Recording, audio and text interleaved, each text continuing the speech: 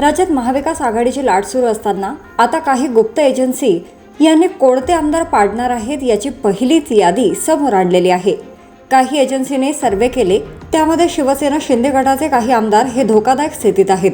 शिंदे गटाचे ते कोणते आमदार पडणार आहेत ते आपण सविस्तर बघूयात। या यादीत पहिलं नाव आहे तानाजी सावंत, आरोग्यमंत्री आणि एकनाथ शिंदे यांचे जवळचे मंत्री म्हणून तानाजी सावंत यांनी ठाकरेंचा सरकार पाडण्यासाठी 150 बैठका केल्या होत्या असं म्हणतात। तानाजी सावंत यांचा पराभव हा निश्चित मानला जातोय। त्यामध्ये दुसरे नाव आहे नांदेडचे बालाजी कल्याणकर, यांचा सुद्धा पराभव ठाकरेंचे शिलेदार पावडे हे करतील असा अंदाज बांधला जातोय। तिसरे उमेदवार आहेत यामिनी जाधव। भायखळ्यातील यामिनी जाधव या काही दिवसांपासून बुरखा वाटप कार्यक्रमामुळे प्रसिद्ध झाले आहेत।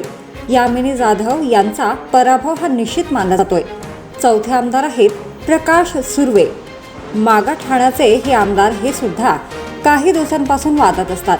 प्रकाश सुर्वे यांचा पराभव हा निश्चित मानला जातोय।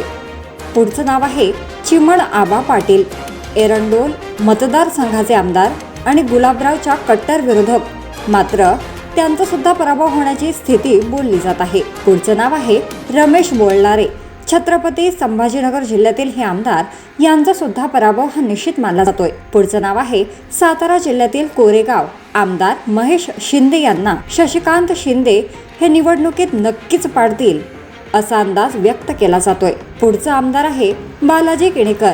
एकनाथ शिंदे यांच्या ठाणे जिल्ह्यातील बालाजी किणेकर यांचा पराभव अगोदरच त्यांनीच एका सभेत मान्य केलेला दिसतोय। पुढचं नाव आहे अनिल बाबर। यांच्याकडून जो उमेदवार घरातील राहील त्याचा पराभव निश्चित मानला जातोय।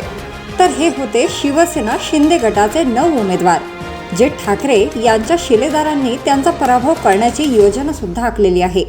तुम्हाला काय वाटतं, या 9 शिवाय अजून कोणाचा पराभव हा शिंदे गटातल्या आमदारांचा होईल? आपल्या प्रतिक्रिया कमेंट बॉक्समध्ये जरूर कळवा।